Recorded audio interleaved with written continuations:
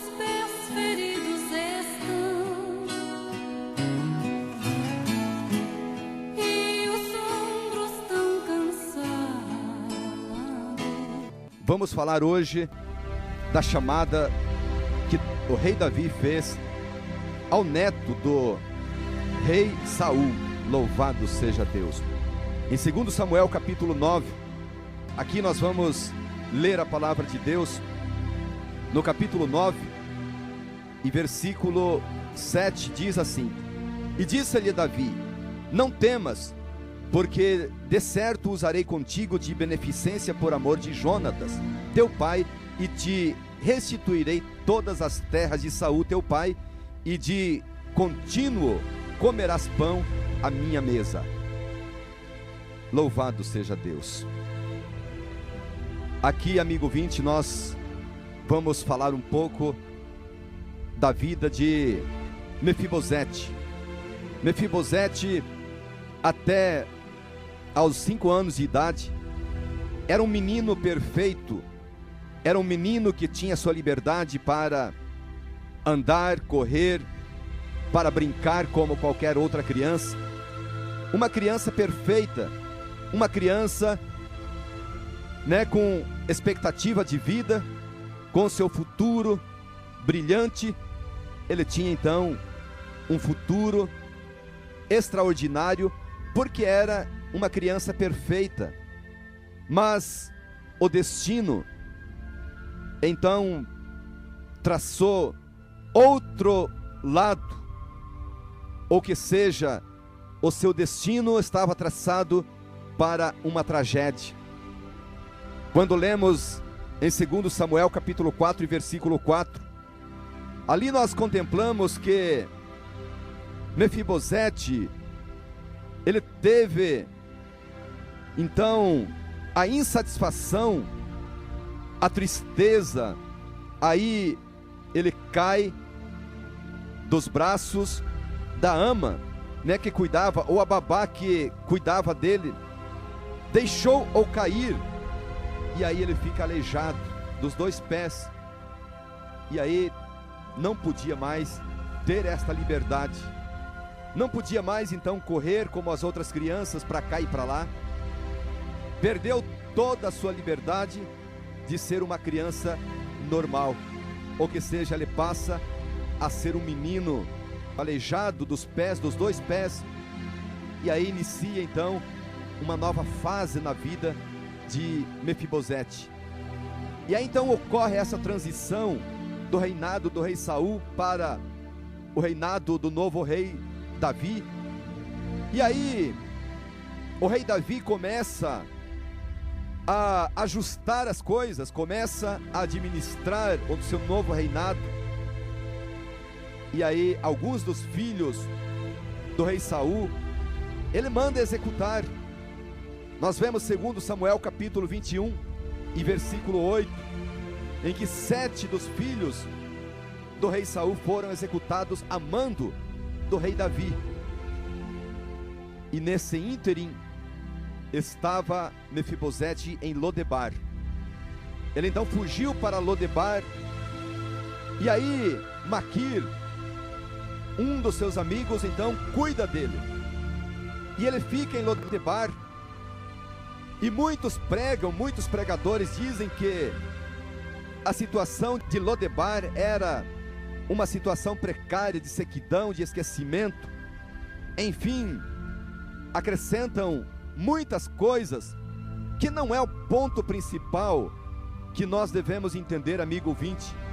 Lodebar ficava fora da área da terra da promissão, ficava além do rio Jordão, e era um lugar que ele sobrevivia, um lugar que ele podia constituir a sua família tal qual que ele casou. A sua situação não estava tão precária assim. A preocupação maior de Mefibosete não era a sua situação aleijado dos 2 pés, não era a situação precária de Lodebar, mas uma coisa que Mefibosete temia, e ele, conhecendo os costumes da época, ele sabia que os costumes diziam que quando um grande rei conquista um outro reinado, então ele tinha o direito, ou que seja, para ele se precaver, então ele mandava matar todos os filhos daquele rei conquistado ou aquele rei derrotado. Então ele eliminava os filhos, os netos, os bisnetos, toda a linhagem do rei eram então procurados para serem executados. Então a maior preocupação de Mefibosete era temer a sua própria morte, pois ele sabia que mais dias ou menos dias o grande rei Davi iria encontrá-lo, e ele tinha certeza que ele iria ser executado. Não somente ele, mas ele já havia constituído uma família, já tinha um outro filho, já tinha um filho, aliás, e ele sabia que a sua vida corria risco, a vida da sua esposa, a vida do seu filho estava correndo um risco de Davi procurá-los e executá-los a todos, pois ele era neto do rei Saul, filho de Jonatas, e ele então temia pela sua própria morte. Ele não estava preocupado com seus pés, se ele podia caminhar ou não. Ele não estava preocupado com a precariedade de Lodebar. O que tirava o sono de Mefibosete era a sua própria morte. Ele sabia que o rei Davi, com todo o seu poder, com toda a sua capacidade de reinar, de mandar, iria buscá-lo mais dias ou menos dias. Isto tirava o sono de Mefibosete. Mas chegou o momento que o rei Davi, no versículo 1, disse: e disse Davi: ainda alguém que ficasse da casa de Saul para que ele faça bem, por amor de Jonatas? Então o rei Davi, ele manda procurar, ou manda trazer um relatório, e aí então é apresentado a ele. Ziba, o seu servo, apresenta para o rei Davi, dizendo que em Lodebar havia sim um neto de Saul, chamado Mefibosete. E aí então imediatamente ele manda buscá-lo. E quando nós lemos o texto então no versículo 7, e disse-lhe Davi: não temas. Esse texto, não temas. Por que Davi fala isto? Porque ele percebeu que Mefibosete estava temendo, estava aterrorizado, estava pasmado diante do rei. Então ele consola Mefibosete dizendo: não temas, porque ele estava realmente temendo, ele estava tremendo diante do rei Davi, porque isto era sabido que ocorria no tempo dos reis, que eles mandavam executar todos os filhos, toda a posteridade daquele rei derrotado. E aí nós vemos, amigo ouvinte, que o rei Davi então consola Mefibosete, e ao dizer não temas, ele estava dando a oportunidade para Mefibosete uma nova vida, uma nova chance, e ele então tinha certeza que não iria morrer. Se o rei Davi apenas falasse isso e poupasse a vida de Mefibosete, já era uma alegria tremenda para Mefibosete, já seria uma alegria muito grande para Mefibosete. E aí Davi prossegue, ele não somente dá uma nova oportunidade, uma vida para Mefibosete, ele não executa Mefibosete, mas ele faz uma promessa para Mefibosete. Além de poupar a vida de Mefibosete, ele então promete algo a mais para Mefibosete. Bendito seja o nome santo do nosso Deus. Aqui ele diz: e tu de contínuo comerás pão à minha mesa. Amigo ouvinte, para comer na mesa do rei, somente os filhos, somente a família do rei que comia na mesa do rei. Havia várias mesas, os seus fortes, os seus generais, cada um tinha a sua mesa especial, é claro. Os servos tinham um lugar especial mas na mesa, amigo ouvinte, somente filhos que comiam na mesa do rei. Então Davi estava dizendo para Mefibosete que ele estava adotando Mefibosete como um filho. Ele não seria apenas um servo, ele não seria apenas alguém que recebeu misericórdia, poupando a sua vida, mas Davi estava dizendo para Mefibosete que ele iria passar a comer junto com seus filhos, junto com a sua família. Aqui Davi estava dizendo para Mefibosete que a partir daquele dia, Mefibosete estava fazendo parte da família do grande rei Davi. Bendito seja o nome santo do nosso Deus. E aí nós vemos a palavra de Deus, amigo ouvinte. Mefibosete não iria apenas comer do pão, da melhor comida do rei, mas ele tinha a promessa de receber como herança as terras do seu avô. Louvado seja Deus. Aqui nós vemos que o rei Davi, ele promete restituir. Aqui nós vemos no versículo 7: e te restituirei todas as terras de Saul teu pai. Louvado seja Deus. Além dele comer na mesa do rei, então ele passa a ter uma promessa.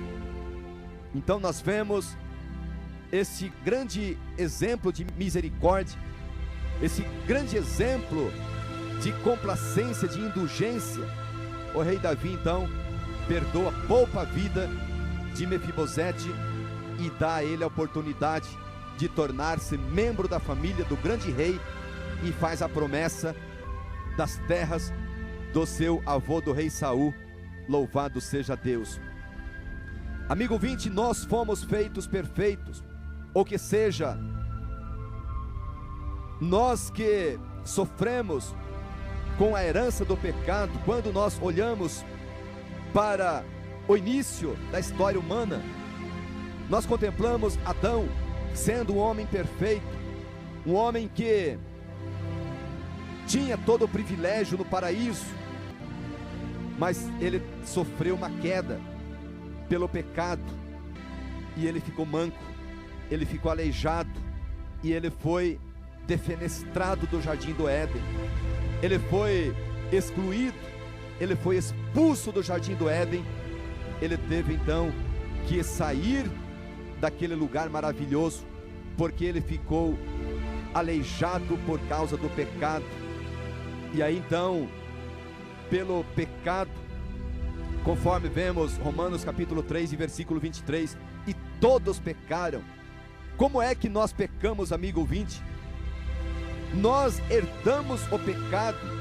Então nós somos a dinastia do pecado, nós somos herdeiros do pecado por causa de Adão e Eva. Então ali nós vemos, e todos pecaram. E aí nós vemos Romanos capítulo 6 e versículo 23, que diz que o salário do pecado é a morte. Então o homem, devido ao pecado, foi fadado à morte, ele foi condenado à morte, e por isso que nós recebemos a herança da morte. Mas chegou o momento que o grande rei, Jesus Cristo, então ele nos convida para nos alimentar na sua mesa. Ele nos convida para comermos o melhor pão, o melhor alimento na sua mesa. Ele nos convida do lugar em que nós estávamos. Então o grande rei Jesus Cristo então manda nos chamar de Lodebar. Ao vermos Lucas capítulo 14 e versículo 15, nós vemos que Jesus manda chamar os aleijados, os coxos, os cegos, os mancos, pois aqueles convidados especiais não quiseram comparecer na grande festa do rei. E aí então aquele rei manda os seus servos chamar todos os cegos, os mancos, aqueles que estavam sem chance alguma de participar da festa do grande rei, onde o grande rei havia promovido a grande festa. Então quem eram esses coxos, esses mancos, amigo ouvinte? eram nós os pecadores, destituídos da presença de Deus, e aí pelo salário do pecado, então cada um de nós herdamos o pecado, e por isso a morte bateu em nossas portas. E aí o grande rei manda nos chamar para nos alimentar, e aí ele promete para nós, quando João escreveu no capítulo 14 em diante: na casa do meu pai há muitas moradas. Então Deus promete para nós um lugar especial, uma herança especial. Jesus promete para nós, para estarmos na sua presença, para voltarmos para o jardim celestial. E aí nós fomos restituídos, e nós tínhamos a herança do pecado. E aí então Jesus nos chama e diz para nós: não temas. Jesus veio e nos deu a vida. Como é que o rei Davi mandou executar outros filhos do grande rei Saul? Quando nós vemos Mateus capítulo 22 e versículo 14, aí nós vemos que a palavra de Deus diz que muitos são chamados e poucos escolhidos.